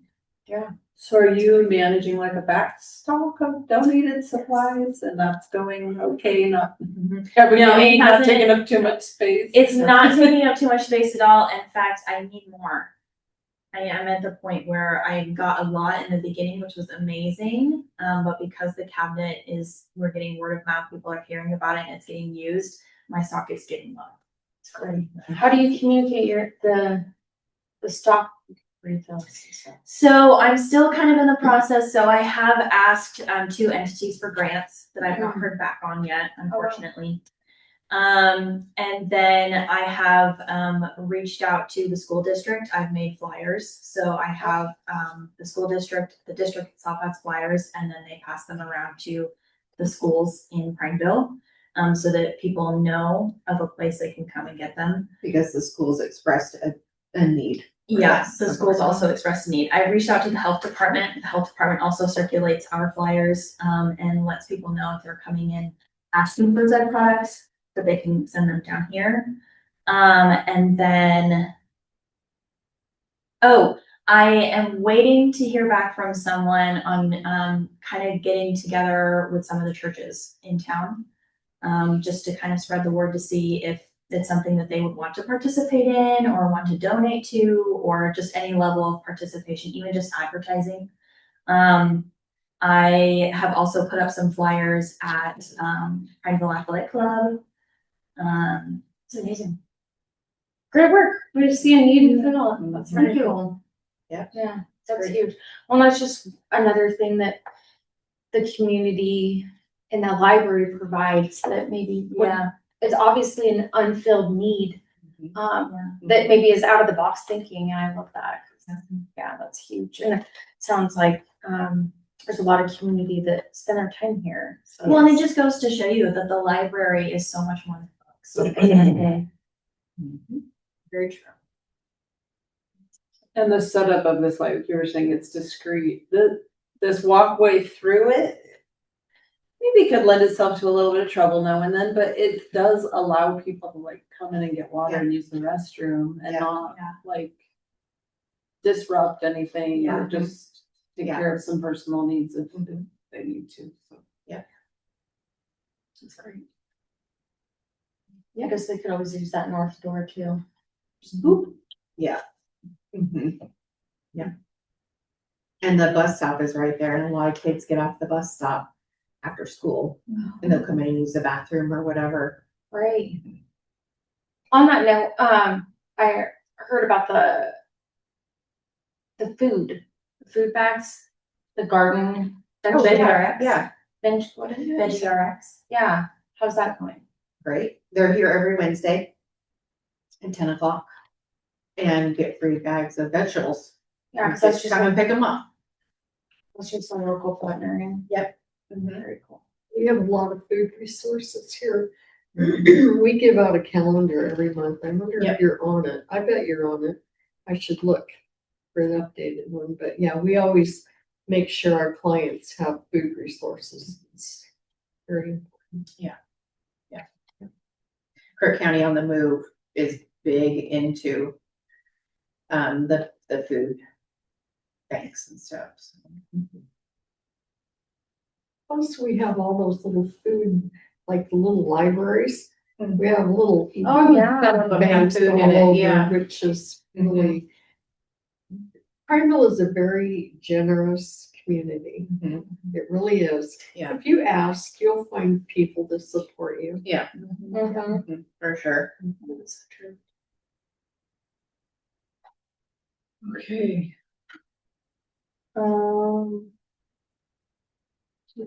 Accepts donation, gifts, grants, and bequests.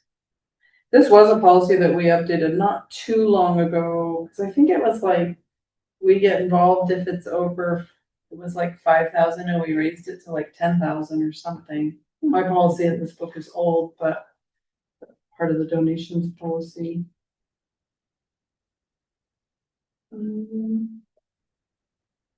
Any thoughts or questions about that? Donations, gifts, grants? No. Participates in recruitment of library director, No, makes. we're not gonna do that. What? I was like, what? It's hard pass. We already did that, we're done. Even though we'll Just check that off. Yeah, cross it out. Participates in library-related continuing education workshops, conferences, and other activities. I'm gonna look up that ALA stuff, because we did each get a login. There were great videos, I mean, like some of the resources in this book. I looked at it.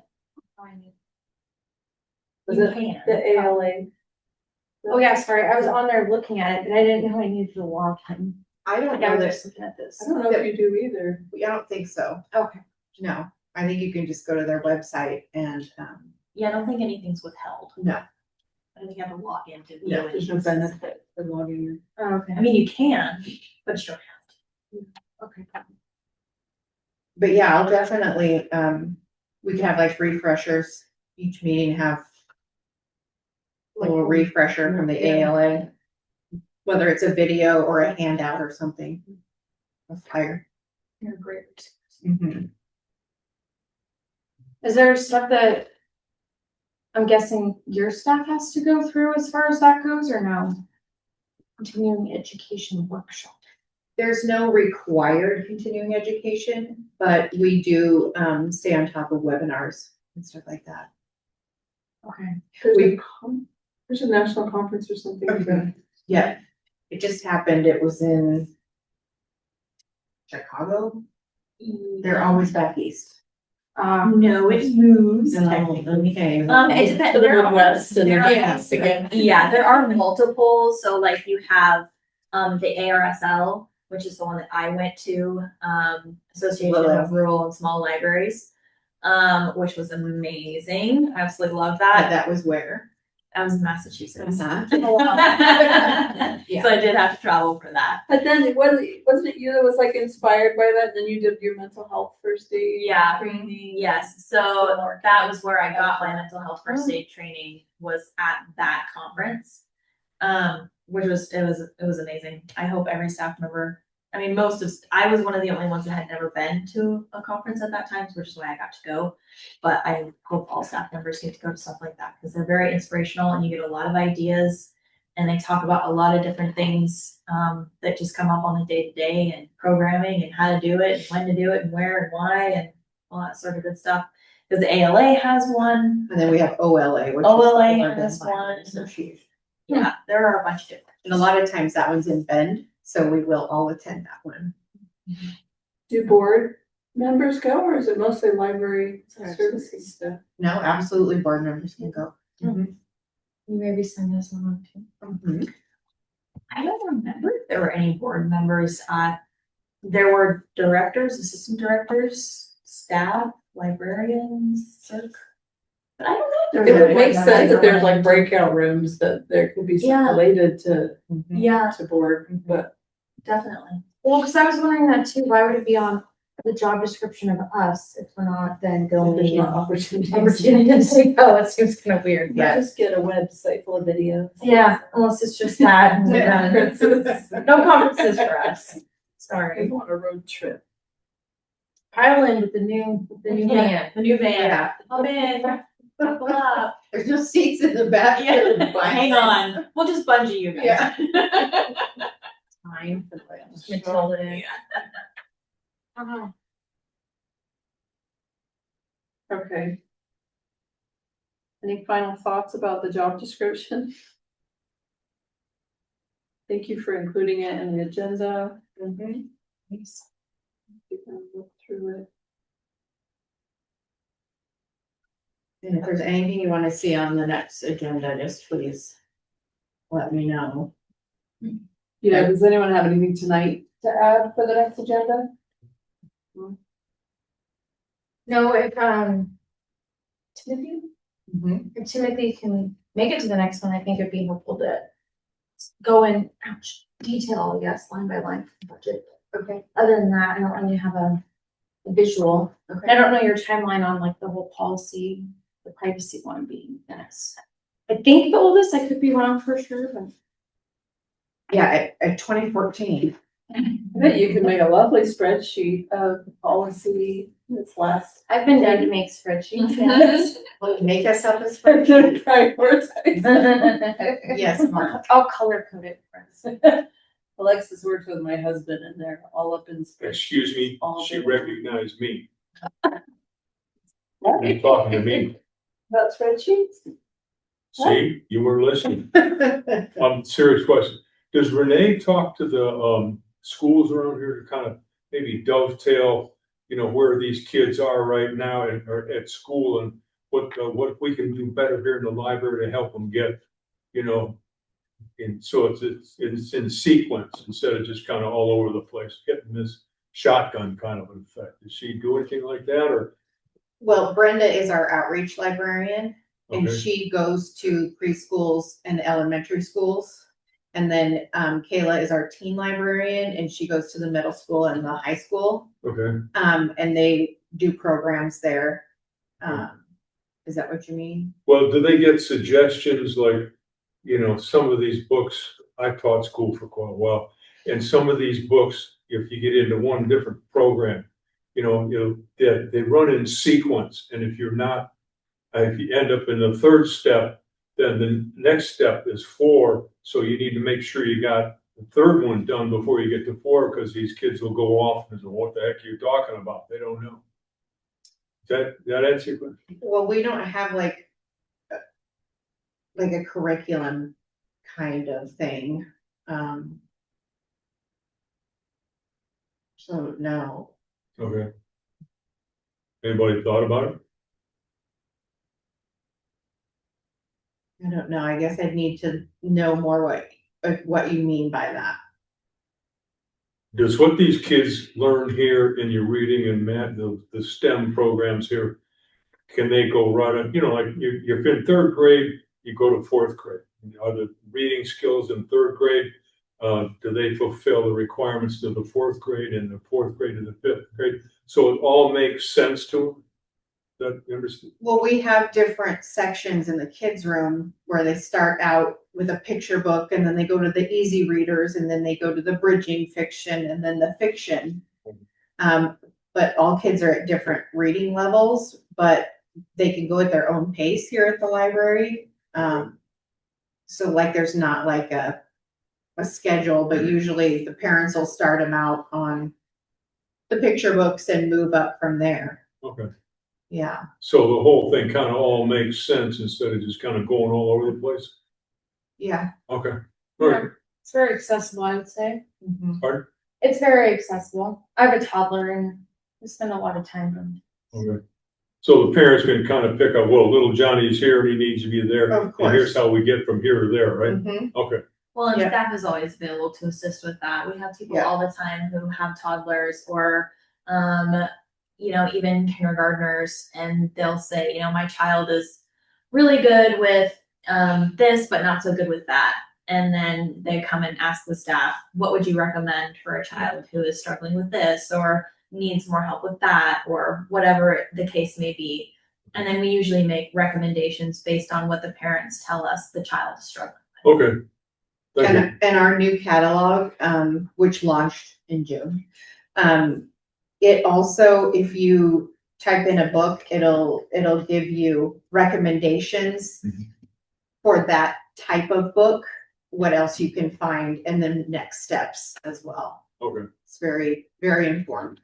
Okay. Thank you. Speaking of catalog, we are having yeah. catalog classes because as we know, we have a new catalog. So me and a couple of our other staff members are going to be doing catalog classes. There's one next week on the 15th, and then there's another one on the 27th. And that's just going to be anyone can come in. We're going to be here in the Broughton room from 4 to 5, and they can come in and we're going to walk them through how to look up an item, access their account, put items on hold, just general use of our new catalog. Because it is very in-depth. It You is. can do a lot of things with it. It's pretty cool. It is very cool. That's awesome. Is it? It's here. It's just because I got an email for a book that's due and like everything. So that just kicked me, had a link, kicked me to the website, put in the card number, put in the pin. It was like the same old catalog to renew the book. From your email? Yeah, Oh, I mean, it let me renew the book, but it It went almost, to the Encore. it It all went. the same stuff. Oh, that's good to know. I was gonna say, I was on earlier this week and it didn't engage with the new one. When you got that notification, when you got your email or text or whatever. Oh, that's good to know. Because if you go to our Library website right usage. now and hit catalog, it'll take you to the new catalog. So it doesn't redirect to the new catalog. Thanks for saying. I was so confused because I was like, where the crowd is? I've already read that. Yeah. And then I was like, it was for Capri. I guess my email address on her account. Yeah. So Good yeah, one. that's good to know. We're still working out those little kinks, so that's good to know that that part did not get updated. I'm excited to go look though, because it can be hard to find stuff and it's like, somebody's gotta have this movie. Or like, And you it's- can't find a book, it's like, no, it It's exists. It should more, be in one of the it's libraries. definitely more visually pleasing. It's got, Yes. and more interactive. It seems at first as if it is harder to use, but it is actually very user friendly. And we had gotten a lot of feedback over the years that our old catalog, people are overwhelmed because we share our materials with Jefferson and Deschutes. So you could just type in dogs and you could get like over 400,000 hits. And that's overwhelming. And they're like, I just want to know how to train my puppy. You know, Mhm. like they're like, I don't want all these books. So when you go into the new catalog and you just typed in dogs, for example, the search bar on their side will help you narrow it down to exactly what it is you're looking for. And it's just like, oh, I want in the library now at Crook County Library, I want books for adults. I want books on training. Large Boom, print. large print. This is what's available. So it's a lot more buttons to click, but it's very self-explanatory. And I think helps with the feeling of overwhelm. Is there any thought of doing like a recording or like a video? That's brilliant. That's a good idea. Yeah. We were gonna see how these first two classes went and if they were really full and people were still feeling like they weren't comfortable with it yet, we were gonna put more classes down in August. So we're just gonna see how that goes, but maybe just putting a video recording on our website and saying, maybe you need a refresher, go back watch the video. We do a lot of recordings and trainings at my job, so That's good. I'm right. people can reference it too. Yeah. We want to help people find the resources and tools, so. And then 4 to 5, working mom, 4 to 5 is always hard, so Yeah. just an idea, not a requirement. And your live sessions will give you that, like, you'll know what people's questions are and then Yeah. you know what content. to Yeah. record. Yeah. Good ideas.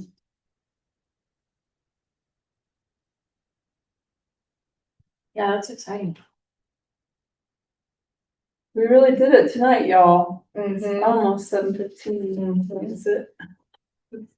Doesn't seem right. We've been getting done really early lately. So thank you, everybody, for your time. Do we move to adjourn or just adjourn? You I put looked it it up after you said what you said that last meeting. Well, look at your Robert's Rules of I know. Order. Yeah, yes. There's May that. I please have a motion to adjourn the meeting? May I please have a motion to adjourn the meeting? Did you have a question, Ron? I have a comment. Oh, he had a comment. Oh, Just from the Morse. I think you guys ought to seriously think about something that Eric mentioned and I brought up, about having, you mentioned subcommittees. Each one of you, there's so much information across so much, you can't all learn everything. There's not enough time. Each one of you, and I've been around decision makers in the past and the way they work. Each one of you have some point that somebody's doing the budget, somebody's doing the rules issues that have come up. Some people doing policy, but each one being more or less the board expert in that area so that other board members can go to them to get information. And a lot of the things can be focused to that particular person. And then when the director has to go someplace to a meeting at a higher level, one of you who's the expertise in the subject matter of the day can go, particularly in the budget. You need to have somebody who's an expert on the budget, both your budget and also the county's budget, so that you can find out when there's things that need to be reconciled. And the person that goes with them, even if they don't say anything, is important, because you have to read the room and find out what the political response there is and know what the positive and negatives are, which may be different from what her interpretation is. When you get back, you can reconcile those, have some plan for the future. Another thing you might consider is like the rules that he was talking about. The state has a set of rules and you have a set of rules. There may be incongruities within the state's in 10 years. And if you ask the same question to your rules and their rules, you might get different answers. You might consider getting PDF copies of these rules. You can feed them into one of the AI agents like Grok or ChatGPT or Venice AI and pose questions, to both of them, and play things off and find out what the conflicts are gonna be. And it can do all the analysis, which saves you a tremendous amount of time. Yeah. And it's free, right? And it takes time off to use it. You can worry less about some of those analysis functions and you think more about the issues. Thematic issues, levels. Because it's pretty clear that you're not gonna be able to handle in depth all of the broad spectrum stuff that you're talking about. It's a lot of things. Great ideas. Just an opinion, I've been around some higher level meetings and I've watched the way people work, and I've seen what works and what doesn't. It generally worked that way. There's just too much stuff to learn, you get little time to do it, especially if something requires a quick reaction. Yeah. Ideas. Thank you. Yes. We have a motion to adjourn? I move we adjourn. Second. All in favor? Uh, Right. Okay.